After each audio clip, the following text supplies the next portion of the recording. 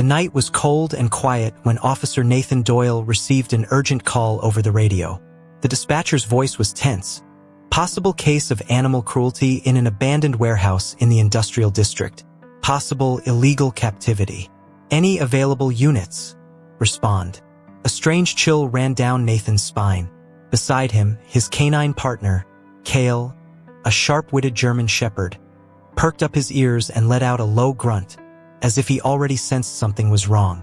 Nathan grabbed the radio and responded, "Officer Doyle, en route." When he arrived at the location, the warehouse looked completely deserted.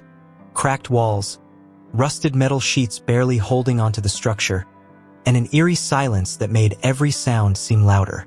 Kael hopped out of the patrol car first, sniffing the air with intensity. Nathan followed cautiously, the stench of rust and burnt oil filling his nose. He pushed open the metal door, which creaked loudly, echoing through the empty space. The warehouse seemed abandoned for years, but something was definitely inside. He could feel it. Then, a sound broke the silence. A weak, almost pleading whimper. Nathan froze for a second and exchanged a quick glance with Kael, who instantly went on high alert. He followed the sound, shining his flashlight into a dark corner of the warehouse. His heart clenched at the sight. A small German shepherd puppy, trembling inside a rusted cage, wide eyes filled with fear. Its tiny paws pressed against the metal bars as if begging to be freed.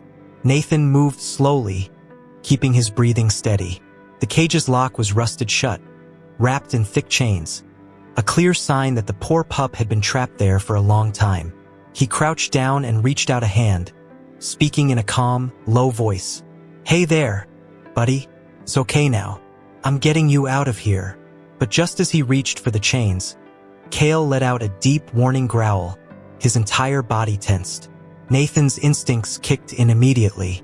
He scanned the warehouse, his hand moving toward his gun.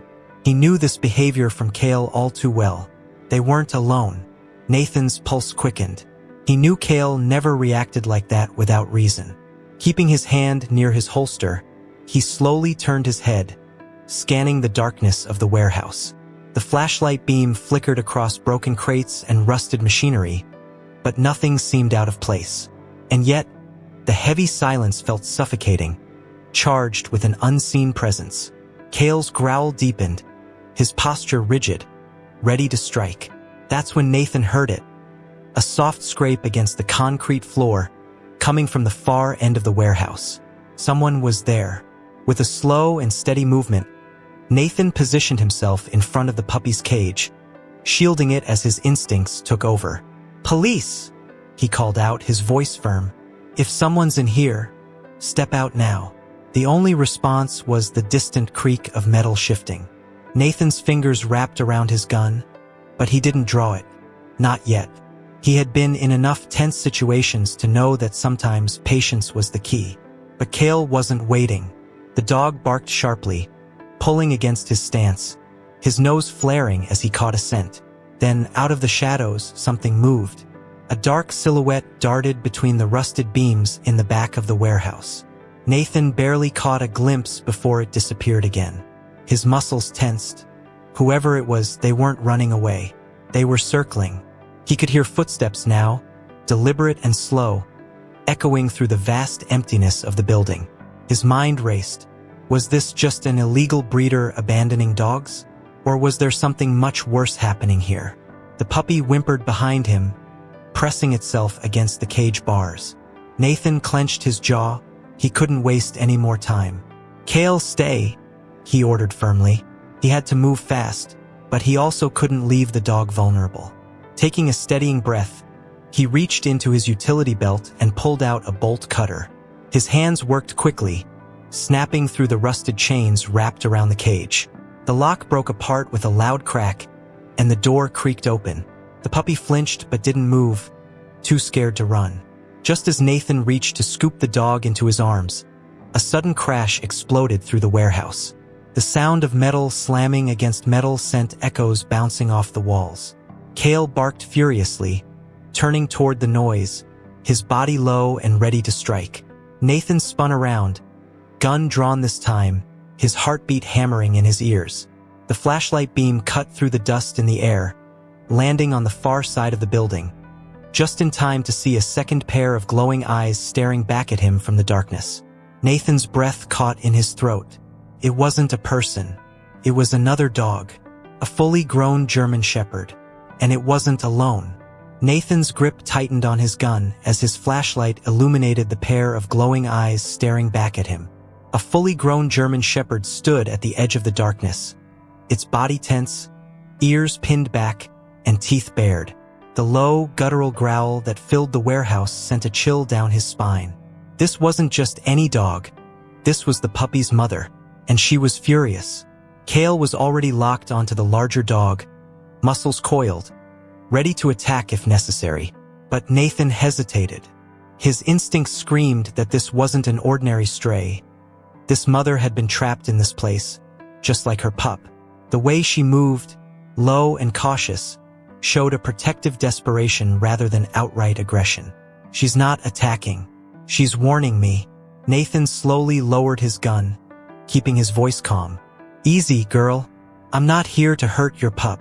The mother dog took a step forward, her powerful frame still tense, her deep brown eyes flicking between Nathan and her baby. The puppy whimpered inside the cage, torn between fear and recognition. Nathan's heart pounded. If she saw him as a threat, she would fight to the death. He had seen what a German Shepherd could do when protecting its own. She could rip through flesh in seconds. He needed to gain her trust, and fast. Kael let out a low whine, and for the first time, the mother's gaze shifted to him. It was a silent moment of recognition. Two of the same breed, two protectors facing each other. Nathan saw the hesitation in her stance, the way her tail flicked slightly. She was wary, but she hadn't lunged. It was a chance.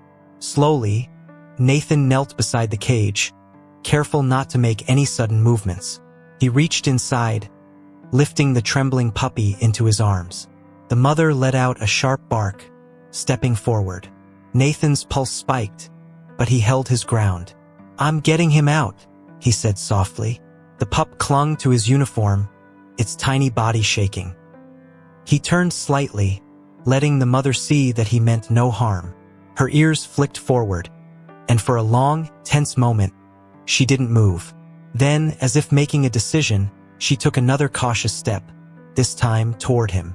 Before Nathan could react, a loud metallic clang shattered the moment. The mother dog whipped her head around, ears perked. Footsteps. Fast, heavy footsteps.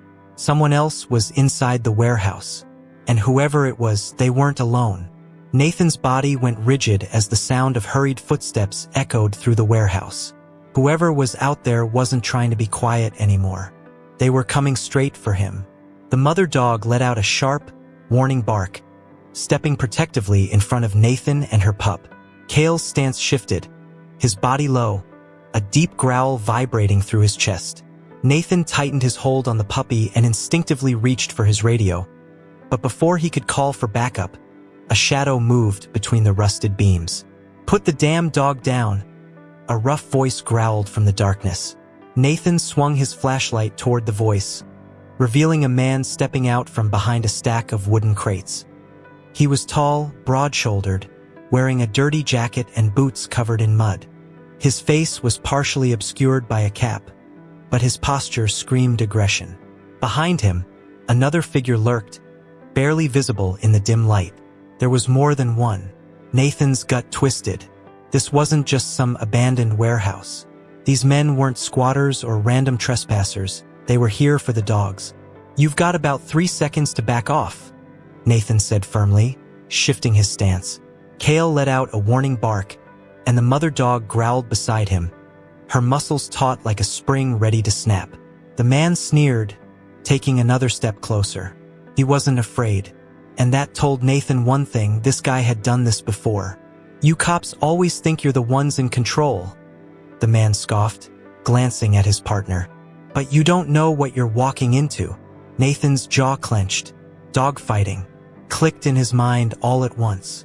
The locked cages, the scars on the mother's body, the abandoned warehouse. These men had been using this place for something illegal, and now that he had found them, They weren't going to let him walk out so easily. He took a half step back, shifting his weight. The exit was too far. He was outnumbered, and he was holding a terrified puppy in his arms. Then, without warning, the man lunged, and all hell broke loose. The man lunged fast, his dirty hands reaching for Nathan's arm. But the officer reacted in an instant. With a sharp pivot, he dodged to the side, keeping the trembling puppy securely in his grip. The man lost his balance for a split second, and that was all Kael needed. With a furious snarl, the German Shepherd launched himself at the attacker, his powerful jaws clamping down on the man's forearm. A scream of pain filled the warehouse as the man fell backward, thrashing as he tried to shake Kael off. But the dog held firm, his teeth sinking deeper, his growl reverberating through the air like a warning. This fight wasn't over. Nathan barely had time to process before the second man moved. Out of the shadows, the accomplice reached for something tucked under his jacket. Nathan's instincts screamed at him, a gun. Without hesitation, he acted. Dropping low, he tightened his grip on the puppy and fired a single warning shot into the air. The deafening crack of the gunshot echoed through the metal walls, and the second man froze in place. His hand hovered just inches from the weapon tucked into his waistband, but his expression flickered with uncertainty. "Drop it!" Nathan barked, his voice firm, unwavering. His pulse was pounding, but his hands remained steady, gun trained on the man's chest. The mother dog, standing just feet away, let out a low, guttural growl, her teeth bared, muscles coiled like a spring ready to snap. For a moment, nobody moved. The only sounds were the sharp breaths of the struggling man on the ground and the heavy panting of the dogs. Nathan could see it, the hesitation in the second man's eyes, the frantic calculation of whether he could grab the gun before Kael or the mother dog got to him. Kael, sensing the shift in power, released his grip on the first man just long enough to whip his head toward the second. His sharp eyes locked onto his next target. The second man's confidence crumbled. Swallowing hard, he slowly lifted his hands, letting the gun clatter onto the dusty concrete floor. All right, he spat. "Just call off your damn dogs." Nathan kept his gun raised as he reached for his radio. "Dispatch, this is Officer Doyle. I need immediate backup at my location. 2 suspects in custody, possible illegal dogfighting operation. Send animal control as well. Over." Static crackled for a brief second before the response came through. "Copy that, Officer Doyle. Units are en route. Hold tight." Relief washed over Nathan for a brief second, but only a second, because the mother dog wasn't done yet. With the immediate threat neutralized, her focus shifted. The tension in her body didn't ease. Instead, she turned to the man who had just attacked Nathan, the one who had been holding her baby captive. And this time, she wasn't just warning. She was ready to strike. The air inside the warehouse grew heavier, almost electric with tension. The mother dog's body was still trembling, not from fear, but from something deeper. A rage born of pain, captivity, and the stolen cries of her pup. Her eyes were locked on the man Kael had just subdued. He groaned, barely able to lift himself, blood dripping from his torn sleeve, but the sound was enough. She moved, slow at first, deliberate. Her growl was low, almost a rumble, and it echoed like thunder inside the metal shell of the building. Nathan stepped back instinctively, still holding the puppy, his voice low but firm. "Easy, girl. It's over," he said, though even he wasn't sure it was. But to her, it wasn't over. Not yet. She stepped over broken chains and shattered wood, her eyes never leaving the man who had kept her imprisoned, who had probably kicked her, starved her, hurt her. Nathan could see it in her posture. She remembered every moment, every scream, every hour her pup cried and she couldn't reach him. Now, with her baby safe and the men on the ground, her primal instinct surged forward. Retribution. "Stand down," Nathan warned again, his voice cutting through the silence. Kael stood alert beside him, eyes darting between his partner and the mother. For a second, Nathan thought she would listen. Her steps slowed, her ears flicked back. She hesitated. But then, The man on the ground, stupid, desperate, muttered something under his breath and tried to sit up. It was the final spark. With a sudden, furious lunge, she charged. Her powerful body collided with the man's chest, sending him crashing backward with a guttural scream. Teeth bared, she snapped not to kill, but to punish. She didn't go for his throat. She went for the hand he raised against her. Nathan ran forward, yelling, "Off! Off!" But the dog didn't budge. Her rage had taken control. It wasn't just about this moment. It was everything he'd done, everything he'd taken from her. Nathan had a decision to make, and just seconds to make it. Let her continue or stop her. Either way, something would change. Nathan's heart pounded against his ribs as he watched the mother dog unleash a fury that had been building for who knows how long. The man beneath her screamed, struggling, but not even Kael moved to stop her. It was as if the entire warehouse had frozen in a single, raw moment of truth. Pain answering pain. Her jaws didn't go for vital organs. She didn't aim to kill. She went for the limbs, the hands, the symbols of power that had once controlled her. Nathan took a single step forward, cradling the puppy tightly against his chest. He knew this couldn't go on much longer. Backup was on the way, and the last thing he needed was for this scene to end with a bullet, especially not one meant for her. But part of him understood. Maybe too much. He'd seen what cruelty could do to people. But when it was done to an animal, a creature that couldn't speak, couldn't fight back in human terms, it twisted something inside them. This wasn't revenge. This was instinct wrapped in trauma. "Kael, heel," he said softly. The command wasn't meant for Kael. It was a signal, a cue. Kael moved slowly, circling around the mother dog's flank, his ears lowered, his tail low and calm. He wasn't a threat.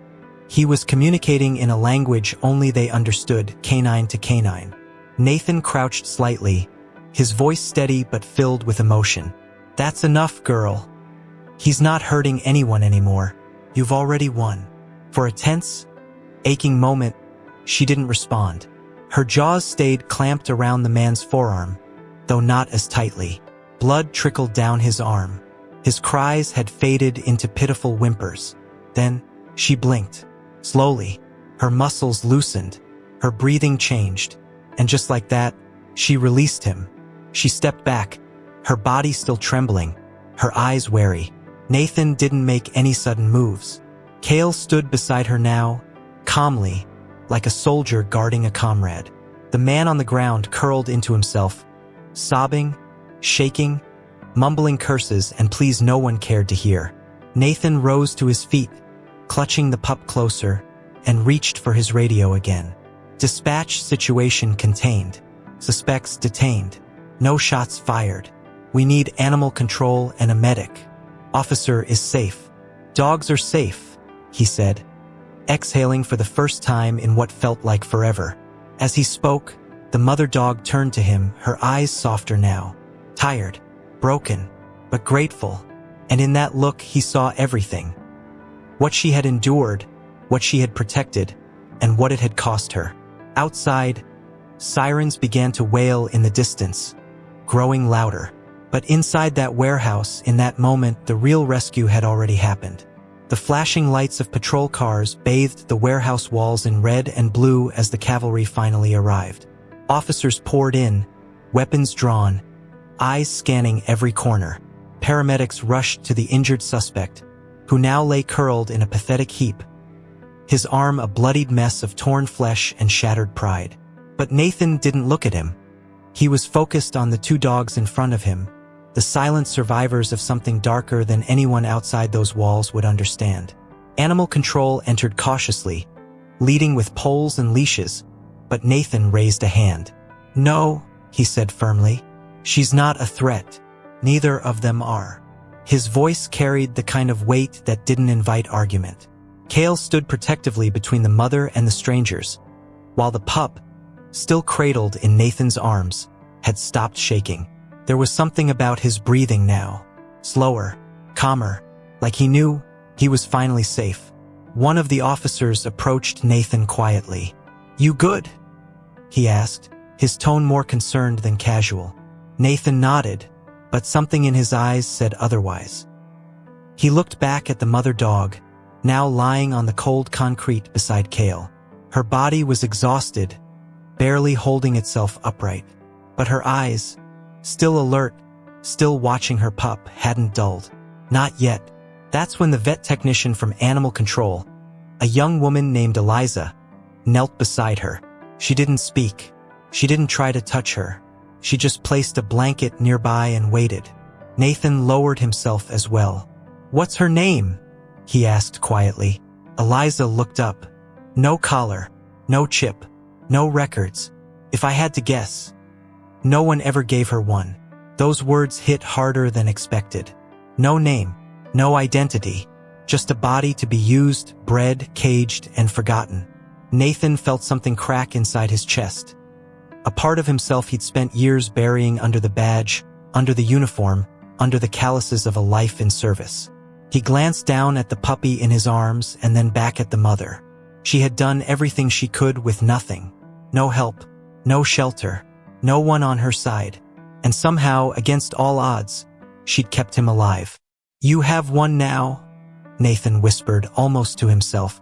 "Her name is—" He stopped, the word forming slowly in his mind, as if pulled from a place buried deep. He looked into her eyes again, and for the first time, she blinked without fear. "Call her Rhea," he said, barely above a breath. "She deserves a name that means strength." Eliza nodded, and just like that, she was no longer a number in a file or a cage without a name. She was Rhea, a mother, a fighter, a survivor. Outside, the sun was beginning to rise. Faint orange light seeped in through the cracks of the broken warehouse, casting a soft glow over the scene. But inside, something deeper was happening. Something neither police reports nor news stories would capture. This was more than a rescue. It was a reckoning, turning point, for Rhea, for her pup, and for Nathan. 3 days had passed since the raid on the warehouse, but for Nathan, it felt like a lifetime. He hadn't returned to regular duty. Not yet. The chief had insisted he take a few days to rest, to decompress, but Nathan wasn't sure what rest meant anymore. His sleep came in broken fragments, filled with images of cages, cries, and the look in Rhea's eyes when she lunged. Not from malice, but from something deeper, something primal, protective, unyielding. The city moved on like it always did. Headlines came and went, the suspects were processed and charged, and animal rights groups celebrated the dismantling of what turned out to be a regional dogfighting ring. There were talks of policy changes, crackdowns, reforms. But Nathan couldn't bring himself to care about the politics. All he could think about was that moment, the one where Rhea had chosen to stop. Not because she was forced, but because she understood, because she trusted him. Now, he stood just outside the local shelter, but not the public one. This was a private rescue facility run by volunteers and funded by donations. The place was quiet, peaceful, surrounded by open fields and clean, warm spaces for recovery. Inside, Kael waited in the patrol SUV. He'd sensed the tension in Nathan all morning. Dogs always knew. They didn't need words, just energy. And Nathan's was heavy. He stepped through the door, and the familiar scent of antiseptic and dry kibble met him. A receptionist greeted him quietly, already recognizing his face. "There in the back," she said with a smile. "She's been calmer since yesterday." Nathan nodded and made his way down the hall, passing kennels with names taped to the glass. Dogs in various stages of recovery, some wagging tails, others still too wounded to trust. When he reached the final room, he paused. Through the glass window, he saw her, Rhea, lying on a soft blanket, her body curled protectively around her pup, who now had a name of his own, Finn. The staff had been calling him that, and Nathan hadn't had the heart to change it. He liked how it sounded. Short, hopeful, like a second chance. Finn was bigger already, eating well, eyes brighter. But Rhea, her eyes still held that weight, that quiet sadness, the look of someone who had never had the choice to rest. Nathan opened the door slowly. She lifted her head but didn't rise. Her ears tilted back, not in fear, in recognition. He knelt down beside her, resting his hand gently near her paw. She didn't flinch. Finn looked up from her side, his tiny tail wagging once. It was the first time Nathan saw something close to peace in that room. "I've been thinking," he said softly, voice cracking under the emotion he couldn't quite suppress. "You don't belong here. Not in a cage. Not anymore. You did your job. You protected him. You survived everything they threw at you."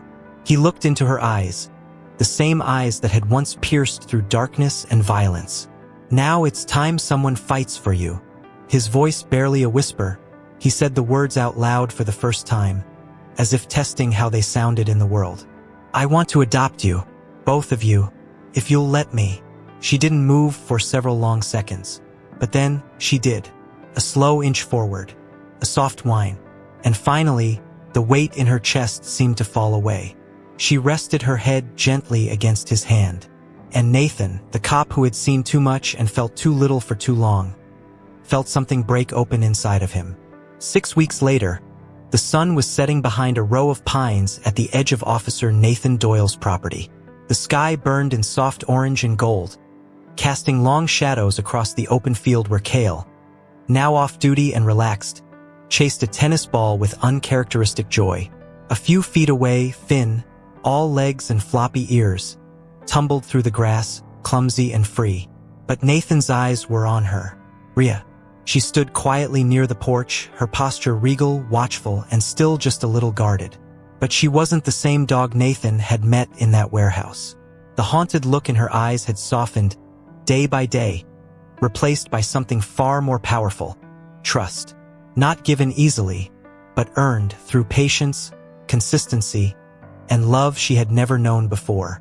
Nathan sat on the steps, sipping coffee, his uniform now traded for an old hoodie and jeans.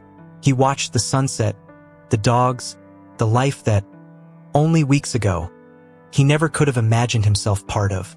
He had spent years running toward danger, always on the front lines, always ready to protect others. But what he never realized was that part of him had been longing to be saved, too. And somehow, without words, Rhea had done that. He thought back to the first night they brought her and Finn home. She hadn't slept. She paced the corners of the room, ears flicking at every sound. But Finn had curled into a blanket near the fireplace, and Kael had kept a quiet watch nearby. Nathan hadn't slept either. He just sat with her, all night. No leash, no commands, just presence. By morning, she had rested her head against his knee. It was the moment everything changed. Now they were a pack. Family. Unconventional. Scarred. But whole. Nathan looked down at the old ID tag he now kept on the porch table. It had belonged to a dog he'd lost years ago, in a case that still haunted him. A partner who died saving a child from a house fire. He had never replaced him. Until now. He reached into his pocket and pulled out 2 new tags. One read Rhea Doyle. The other, Finn Doyle. He stood up and called softly, "Come here, girl." Rhea trotted over, slow but steady, her tail giving the gentlest wag. Nathan knelt down and clipped the tag onto her collar. "You're home now," he whispered, pressing his forehead to hers. "And no one's ever putting you in a cage again." Behind them, the last light of the day faded over the field, and for the first time in a long time, there was peace. Not the kind written in reports or filed in evidence boxes. The kind you feel in your bones. The kind that says you're safe, you're loved, you're home.